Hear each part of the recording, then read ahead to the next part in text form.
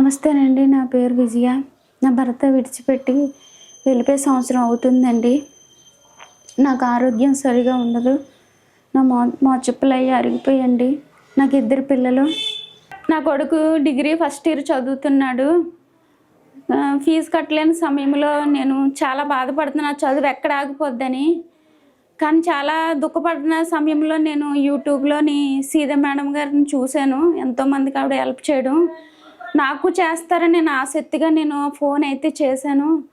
మరి నా బిడ్డ అయితే మౌనంగా ఉండి చనిపోతాడన్న ఆలోచనతో ఉండేవాడు. కానీ నిజంగా నేను ఆ టైంలో అయితే మేడం గారు అయితే ఫోన్ ఎత్తుతారు లేదని ఆలోచించేదాన్ని. కానీ ఆ మేడం ఫోన్ ఎత్తారు.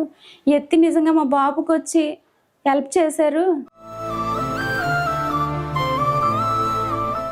నువ్వేం చేస్తున్నావు? నేను డిగ్రీ ఫస్ట్ ఇయర్ మేడం. డ్యూటీకి వెళ్తాను మేడం. ఈవినింగ్ 7:30కి వెళ్ళి 11:30కి వస్తాను మేడం. ఫుల్ లోడ్ ఉంటుంది మేడం. అయినా ఏం పని చేస్తానన్నా?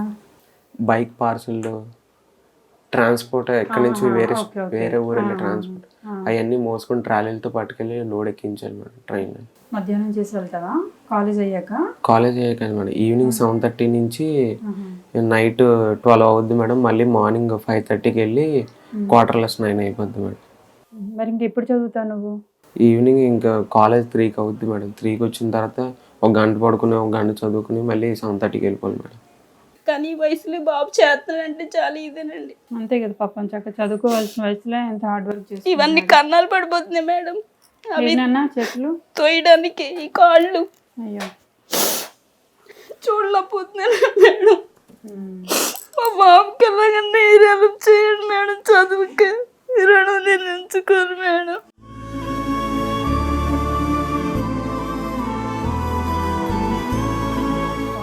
సంగతి నేను ఫస్ట్ ఇయర్ క్లియర్ చేస్తాను, సరేనా? ఓకే.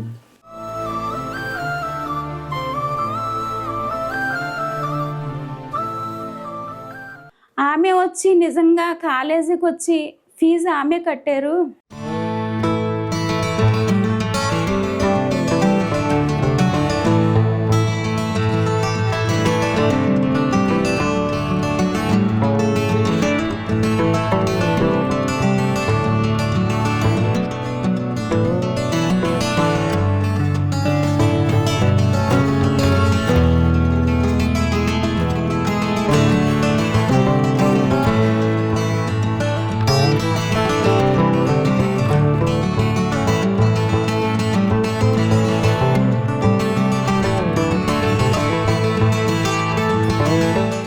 వచ్చిన తర్వాత ఇక్కడ జాయిన్ అయిన తర్వాత నేను మొదటిసారి చూస్తున్నాను అంటే మీరు ఇంత మంచి పని చేస్తున్నారు.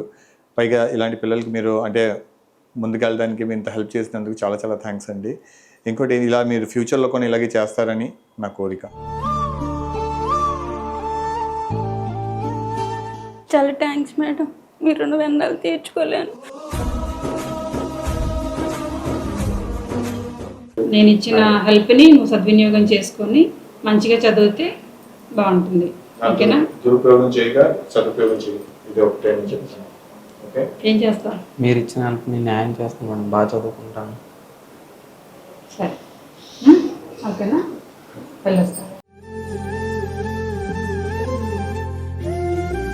యాక్చువల్లీ అబ్బాయి జాయిన్ అయినప్పుడు నేను అంటే ఫస్ట్ సెమ్ ఫీజు కట్టడానికి కూడా వాళ్ళ మదర్ మాట్లాడినప్పుడు చాలా ఏడుస్తూ మాట్లాడారు.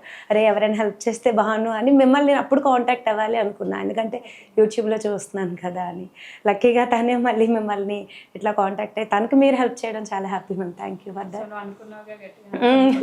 నేను మిమ్మల్ని చూడాలి అని కూడా చాలాసార్లు అనుకున్నాను, ఎందుకంటే నేను అసలు అంటే విలేజెస్లో వెళ్ళి మీరు అంతా సర్వీస్ చేస్తున్నప్పుడు అరే అసలు యంగ్గా ఉండి ఎంత చేస్తున్నారు, చాలా హ్యాపీ అనిపించింది. నేను మీకు మెసేజ్ కూడా చేశాను, మ్యామ్ మీ టీంలో నేను జాయిన్ అవ్వచ్చా అని, బట్ మీరు రిప్లై ఇవ్వలేదు ఆ టైంలో, లాస్ట్ ఒక 2 years before. Thank you so much ma'am.